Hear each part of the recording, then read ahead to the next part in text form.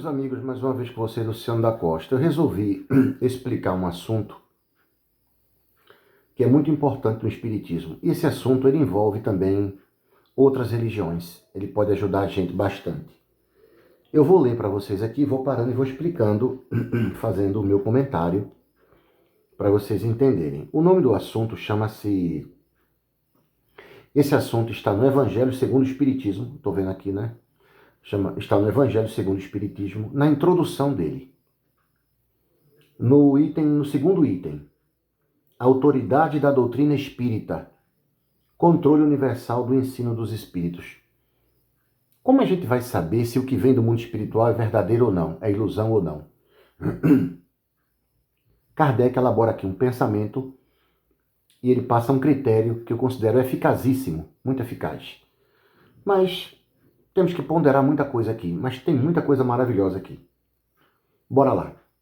Ele começa dizendo: se a doutrina espírita fosse uma concepção puramente humana, não teria como garantia senão as luzes daquele que a tivesse concebido. Claro. Então a doutrina espírita não é produto dos homens, a divulgação sim, o debate e a doutrina em cima, porque aqui nós temos que diferenciar doutrina de revelação. Revelação, aquilo que é trazido, doutrina, aquilo que é analisado do que é trazido e criado e recriado. Então bora lá. Se a doutrina espírita fosse uma concepção puramente humana, não teria como garantia senão as luzes daquele que a tivesse concebido. Ora, ninguém neste mundo pode ter a pretensão de possuir sozinho a verdade absoluta. Pode, Kardec, pode. Os teólogos do catolicismo e do protestantismo têm essa pretensão. Os famosos concílios que criaram os dogmas, o dogma do pecado original, o dogma da Santíssima Trindade, o dogma da ressurreição da carne, o dogma das penas eternas, o dogma da infalibilidade papal, esse é mais católico, esse é só católico, o dogma da Santíssima Trindade, o dogma da Imaculada Conceição, e por aí vai. É muito dogma. Muito bem. Muito bem. Se os espíritos que a revelaram se houvesse manifestado apenas um homem, nada lhe garantiria a origem, pois seria necessário crer sob palavra no que dissesse haver recebido seus ensinos. Admitindo-se absoluta sinceridade de sua parte, o camarada está falando a verdade. Poderia, no máximo, convencer as pessoas do seu meio e poderia fazer sectários, mas não chegaria nunca a reunir todos, porque sempre seria a opinião de um homem. Deus quis que a nova revelação chegasse aos homens por meio mais rápido e mais autêntico. Não é somente isso, Kardec, eu vou acrescentar também hoje com os conhecimentos que tem.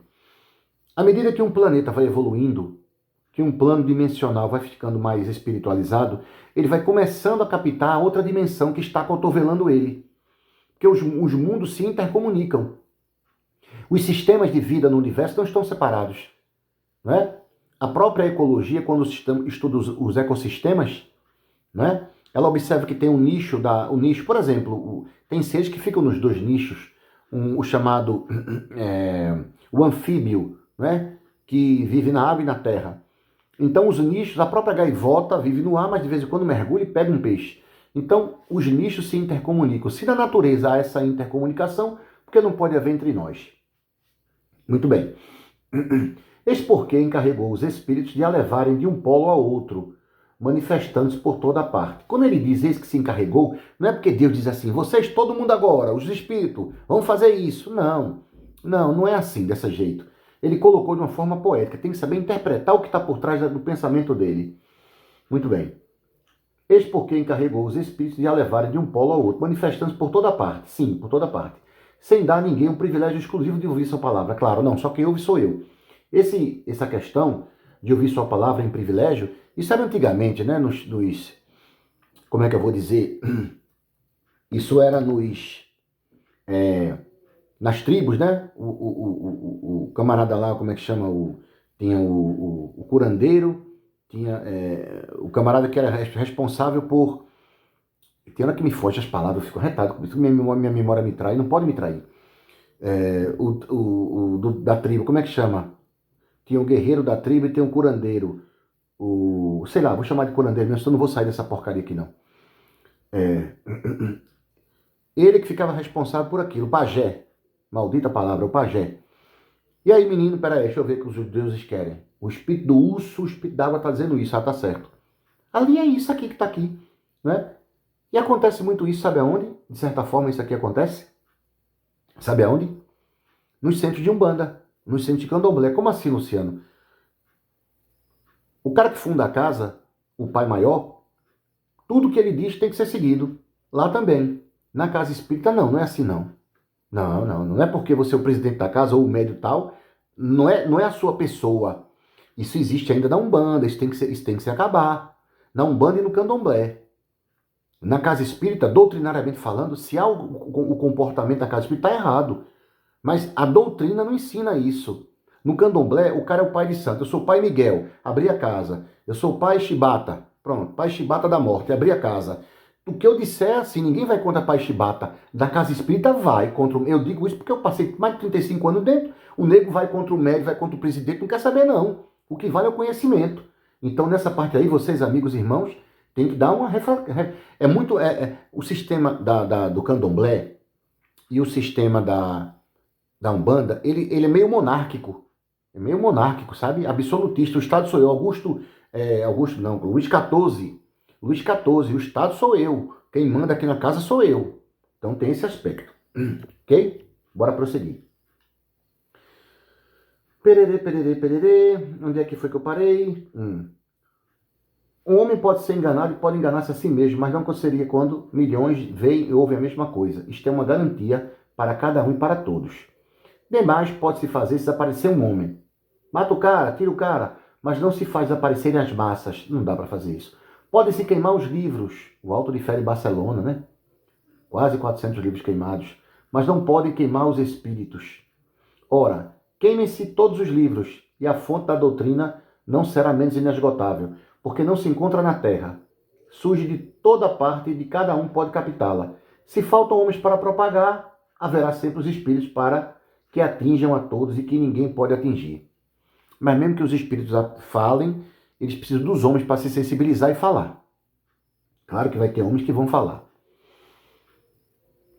São realmente os próprios espíritos que fazem a propaganda, com a ajuda de inumeráveis médiuns, que eles despertam por toda parte. Aqui, os médiuns que se fala, não é médiuns que estudaram. Não é médiuns que estudaram. Olha essa parte aqui, ó. São realmente os próprios espíritos que fazem a propaganda, com a ajuda de inumeráveis médiuns. Esses médiuns aqui não são médiuns estudados, são pessoas que sentem, rapaz, eu vi um espírito, eu vi um vulto. Rapaz, lá na estrada, eu estava andando em caminhão, tem uma mulher de branco, fazendo para mim, vamos fazer amor gostoso, falando para mim, né? Esse tipo de coisa, né, que o pessoal fala. Rapaz, eu vi um espírito ali. Pessoas que nunca estudaram o espiritismo. Os livros antigos estão repletos de comunicações, não é? Krishna, Buda, o judaísmo todo, e por aí vai. É repleto de aparições de seres. É isso aí, os espíritos estão se manifestando. Não está falando de médios preparados. E também de médios, pessoas que já buscam conhecimento em todas as partes. Muito bem. Esse intérprete, por sua vez, qualquer que fosse a sua... Se realmente os próprios espíritos fazem a propaganda, são realmente os próprios espíritos que fazem a propaganda, com a ajuda de inumeráveis médios, que eles despertam por toda parte. Se houvesse um intérprete único, por mais favorecido que esse fosse, o espiritismo estaria apenas conhecido. Estaria apenas conhecido. Esse intérprete, por sua vez, qualquer que fosse a sua categoria, provocaria a prevenção de muitos. Não é? A prevenção que diga o preconceito, a desconfiança de muitos. Não seria aceito por todas as nações. Não, ia ter o preconceito cultural, econômico, enfim. Os espíritos, entretanto, comunicando-se por toda parte, a todos os povos, a todas as seitas, a todos os partidos, são aceitos por todos. O espiritismo não tem nacionalidade, independe de todos os cultos particulares. Não é imposto por nenhuma classe social, visto que cada um pode receber instruções de seus parentes e amigos de além-túmulo. Exato. Não, o espiritismo é elitista. Bobagem, não tem nada a ver. Era necessário que assim fosse, para que ele pudesse conclamar todos os homens à fraternidade. Pois se não se colocasse em terreno neutro, teria mantido as dissensões em lugar de apaziguá-las. Esta universalidade do ensino dos espíritos faz a força do espiritismo e é, ao mesmo tempo, a causa de tão rápida propagação. Enquanto a voz de um só homem, mesmo com o auxílio da imprensa, necessitaria de séculos para chegar aos ouvidos de todos, eis que milhares de vozes se fazem ouvir simultaneamente. Kardec nessa época não conhecia a internet, né? Claro, não tinha internet. Hoje que acontece uma coisa, já bota no YouTube e sai em todo mundo. Aí vocês acham que os espíritos não vão falar no YouTube? Não vão? Acho que Kardec, se viesse hoje, não ia falar no YouTube, ia escrever. Não, vamos escrever. Ainda mandar carta pro pessoal. Ainda ter um barrigão, né? Kardec ia fazer isso. É uma vantagem de que não pode gozar nenhuma das doutrinas aparecidas até hoje. Se, portanto, o Espiritismo é uma verdade, ele não teme nem a má vontade dos homens, nem as resoluções morais, nem as transformações físicas do globo, porque nenhuma dessas coisas pode atingir os espíritos. Pode não. Cataclismo, enchente, nada atinge os espíritos. Mas não é essa a única vantagem que resulta desta posição. O Espiritismo ainda encontra nela uma poderosa garantia contra os cismas que poderiam ser suscitados. É porque houve... ele está falando aqui, vou repetir. Mas não é esta a única vantagem que resulta dessa posição excepcional. O Espiritismo ainda encontra nela uma poderosa garantia contra os cismas que poderiam ser suscitados, quer pela ambição de alguns, quer pelas contradições de certos espíritos. Essas contradições são certamente um escolho, é uma barreira, mas é uma dificuldade, é um desafio, mas carregam em si mesmas o remédio ao lado do mal.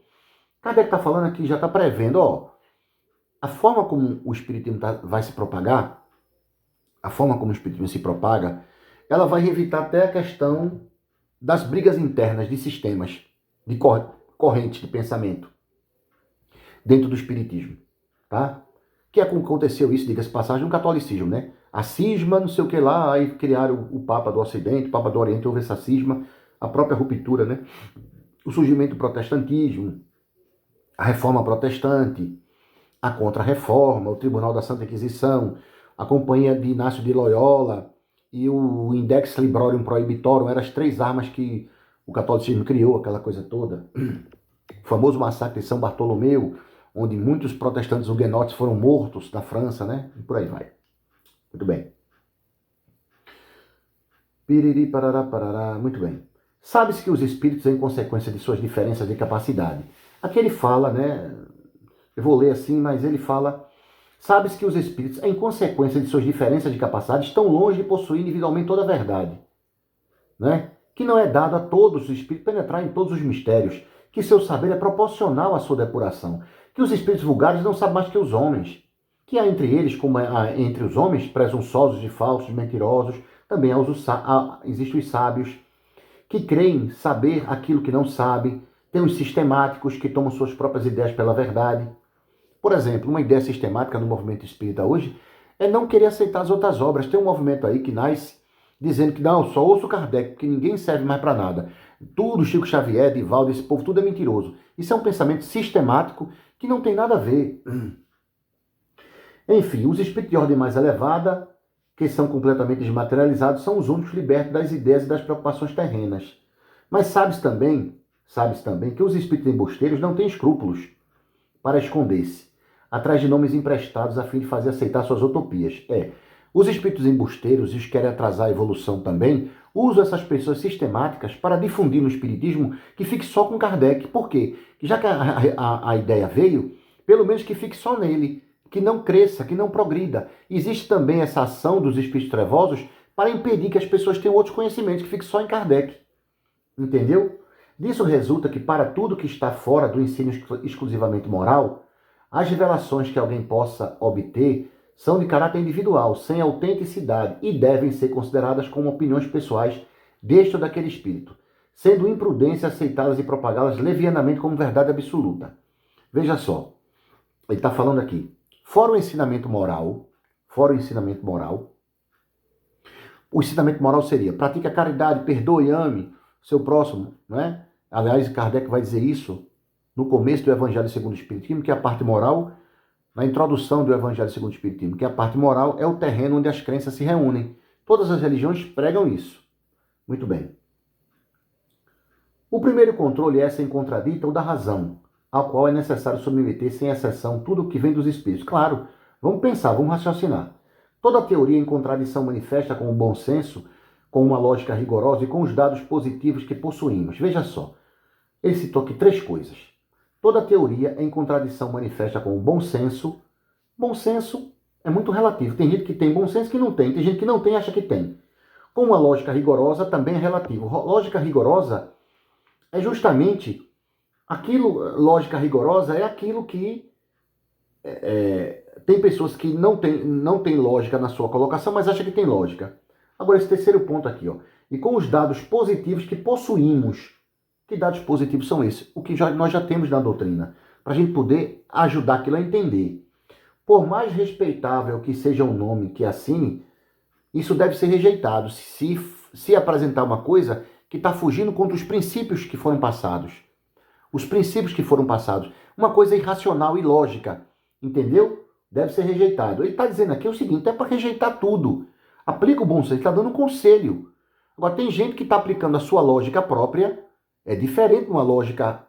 Tem gente que está aplicando uma coisa que não é lógica, que não é bom senso, e está rejeitando, em nome de zelar, em nome de querer imitar Allan Kardec. Ih, está longe. Muito bem. Em tais casos, que fazem os homens que não confiam absolutamente em si mesmos? Em tais casos, que fazem os homens que não confiam absolutamente em si mesmos? Aconselham-se com os outros, pedem a opinião. Ó, o que é que tu acha disso aqui? E a opinião da maioria lhes serve de guia. Assim deve ser no tocante ao ensino dos Espíritos que nos fornecem por si mesmo os meios de controle. Humildade. Tem certas situações que você vai perguntar, ó, conversa com essa pessoa, o que é que tu acha disso? Pergunta um, pergunta outro. Não é de repente você pode estar com um pensamento que você não está vendo, a pessoa está vendo. É isso que Kardec está falando aqui. A concordância do ensino dos Espíritos é, portanto, seu melhor controle. A concordância do ensino dos Espíritos, portanto, é o seu melhor controle, não é? Mas é ainda necessário que ela se verifique em certas condições. Bora lá. A menos segura, a condição menos segura, a condição menos não, que não existe menos, né? A condição menos segura de todas é quando um médium interroga por si mesmo numerosos espíritos. É só um médium perguntando sobre uma questão duvidosa. É claro que se ele está sob o império de uma obsessão, ou se tem relações com o espírito embusteiro, este espírito pode dizer-lhe a mesma coisa sob diferentes nomes. Ou Kardec, o espírito também pode botar outro para responder e imitar. Não é? Tem muito médium obsidiado, porque fica perseguindo os irmãos.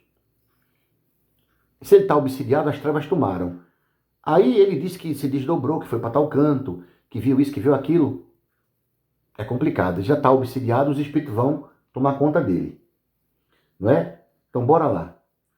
Não há garantia suficiente, da mesma maneira, na concordância que se possa obter pelos médiuns de um mesmo centro, porque eles também podem sofrer a mesma influência. Um médium, e também ele está no mesmo canto, ele também pode estar obsidiado aquele povo.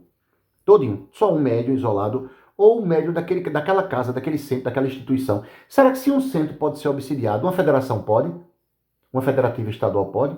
A Federação Espírita Brasileira pode ser obsidiada ou não? É impossível. O que é que vocês acham? Fica aí a pergunta. Olha o que Kardec diz. A única garantia segura do ensino dos espíritos está na concordância das revelações feitas espontaneamente através de um grande número de médiuns estranhos uns aos outros e em diversos lugares. Muito bem. Compreende-se que não se trata aqui de comunicações relativamente a interesses secundários. Claro, interesses secundários, coisas, né, pessoais, assim, às vezes, mas das que se referem aos próprios princípios da doutrina.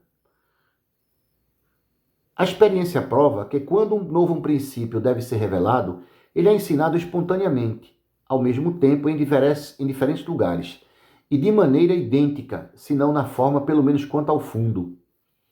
Se, portanto, apraz um espírito formular um sistema excêntrico baseado em suas próprias ideias e fora da verdade, pode estar certo de que esse sistema ficará circunscrito e cairá diante da unanimidade das instruções dadas por toda parte, como já mostraram numerosos exemplos. Esta é a unanimidade que tem posto abaixo todos os sistemas parciais surgidos na origem do espiritismo, quando cada qual explica os fenômenos do mundo invisível e do mundo invisível, do mundo visível e invisível. Aqui tem uma coisa interessante. Eu li um livro de Umbanda muito famoso, um livro até é de um cara muito famoso. E o espírito quando entra na... É um espírito só que fala isso, através desse médium. Ele começa a falar sobre a origem dos espíritos. Ele apresenta uma tese diferente de que os espíritos não são criados simples e ignorantes. Esse livro de Umbanda é do meu querido Rivas Neto. Umbanda, a protossíntese cósmica. Quem leu aquele livro sabe que ele apresenta ali uma ideia diferente. Ele diz que não, os espíritos não foram criados simples e ignorantes, não. Teve uma outra coisa. Eles eram perfeitos, depois foram para um canto, ele apresenta uma tese ali que é dele. Eu li aquilo ali, eu me lembrei dessa parte aqui imediatamente. Entendeu? Não, diversos espíritos já falaram disso aqui. Esta é a base em que nos apoiamos para formular um princípio da doutrina. Não é por concordar com ele, com as nossas ideias, que o damos como verdadeiro. Não nos colocamos absolutamente como árbitro supremo da verdade. E não dizemos a ninguém, crede em tal coisa porque nós estamos dizendo. Nossa opinião não é, aos nossos próprios olhos, mais do que uma opinião pessoal, que pode ser justa ou falsa, porque não somos mais infalíveis do que os outros. E não é também porque um princípio nos foi ensinado que consideramos como verdadeiro, mas porque ele recebeu a sanção da concordância. Os princípios do Espiritismo nós sabemos, né? Hoje.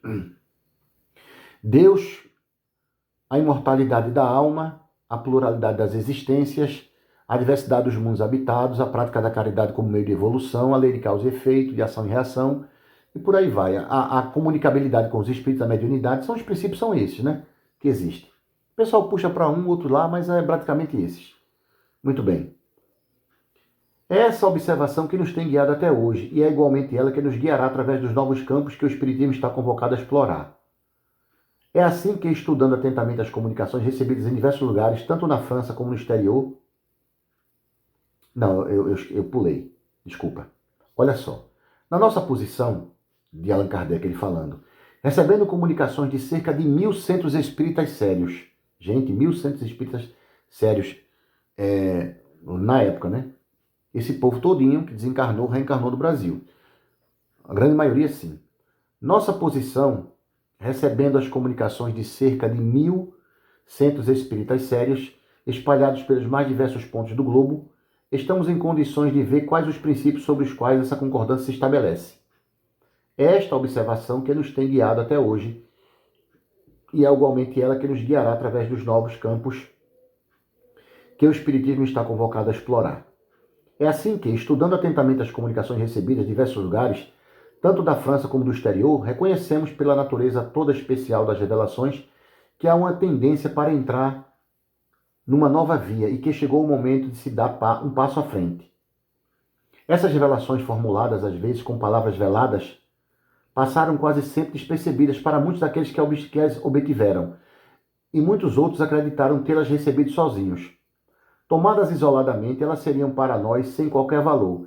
Somente a coincidência lhes confere gravidade. Depois, quando chega o momento de publicá-las, cada um se lembrará de haver recebido instruções no mesmo sentido.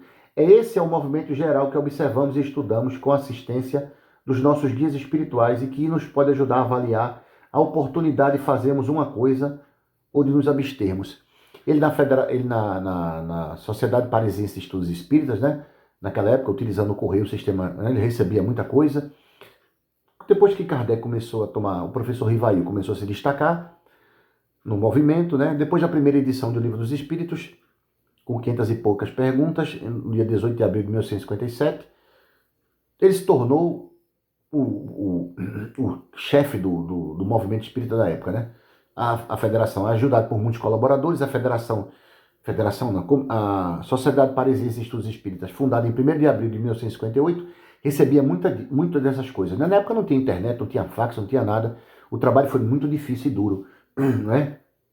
Mas eles estavam acostumados a isso, era o mundo deles e eles trabalhavam muito isso. Esse controle universal é uma garantia para a unidade futura do Espiritismo e anulará todas as teorias contraditórias. E é nele que, no futuro, se procurará o criterium da verdade. O que determinou o sucesso da doutrina formulada no Livro dos Médiuns foi que, por toda parte, cada qual pode receber diretamente dos espíritos a confirmação do que eles afirmavam.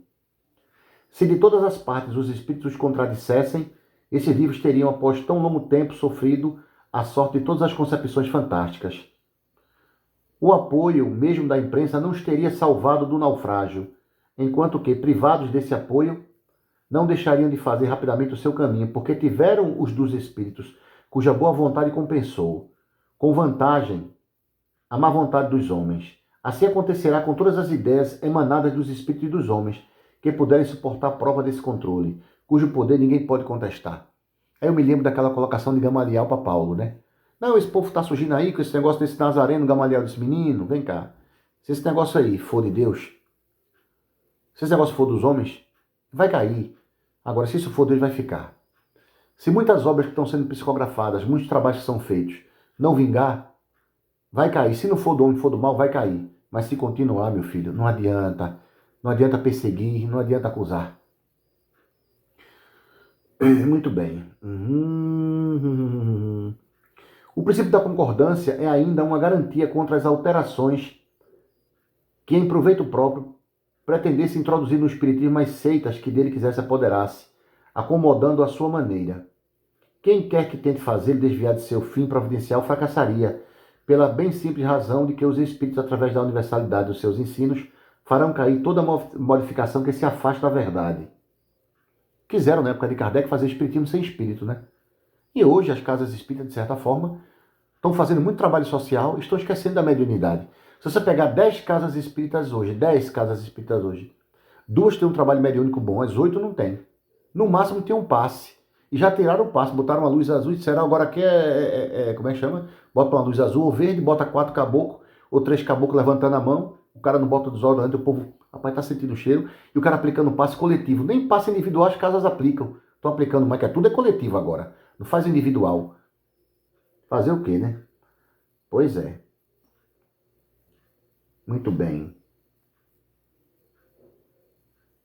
Deixa eu ver aqui agora. Eu não vou ler mais não, porque isso aqui, o que eu queria ler está aqui, ó, em negrito. Eu vou ler novamente em negrito. A única garantia segura do ensino dos espíritos está na concordância das revelações feitas espontaneamente, através de um grande número de médios estranhos uns aos outros em diversos lugares. Essas revelações feitas, elas podem ser... Como seriam essas revelações? Seriam somente livros psicografados? Seriam mensagens? E aí? Como é que seria? Ele fala de revelações. Mas seriam livros psicografados? Porque tem muita gente aí dizendo que certos livros não estão de acordo com o espiritismo. Mas nós estamos vendo 2, 3, 4, 5 livros sendo psicografados. Estamos vendo médios, que eles também dão comunicação nas casas espíritas. E os espíritos se manifestam dizendo, isso existe sim, é dessa forma, isso existe. E aí? Como é que fica? E para os ortodoxos, como é que fica? Os espíritos que se manifestam nas famílias, para pessoas estranhas, eu como atendo pessoas pela internet, online, eu tenho relatos de casos interessantes, de visões, de audições, de desdobramentos, de experiências fora do corpo. Eu também tenho as minhas. Não é? A literatura falando desses encontros. Está na hora de vocês ortodoxos entenderem que essa postura de zelar pelo espiritismo e refutar tudo não está ajudando o espiritismo. Não é aceitar tudo também, porque seria loucura. Não é aceitar tudo. Mas vocês querem imitar Kardec com a rigidez e sem amor. Kardec foi a pessoa que mais amou, muita paciência, porque ele foi muito atacado. E ele teve muita paciência, ele teve muito amor no coração para fazer a obra dele. Vocês só querem imitar Kardec na parte do raciocínio. Até os conhecimentos, fica falando disso, mas são ortodoxos e ficam negando informações que ajudam as pessoas. Ajudam as pessoas. E Kardec fala, quanto ao fundo, mais importante é o fundo ou é a forma?